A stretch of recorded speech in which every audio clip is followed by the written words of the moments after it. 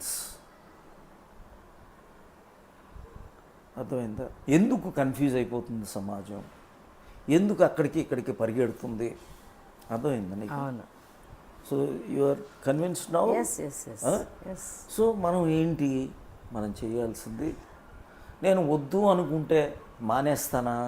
మానవు, చెయ్యాలి, ప్రాసెస్ చేస్తే ప్రాసెస్ చేసి ధ్యానంలో నువ్వు నీ యాక్చువల్ స్టేట్ని పట్టుకుంటావు. ఓకే. లేకపోతే అప్పుడు వరకు గొడవలు, కోపాలు, ఈర్ష్యలు, అసూయలు, ద్వేషాలు, గొప్పలు ఏం ఆక్రమించుకుంటావు? మొత్తం నీదే, యూనివర్స్ మొత్తం నీదే. అయితే ఈ చిన్న ల్యాండ్ నాకు కావాలని నీకు ఉంటుందా?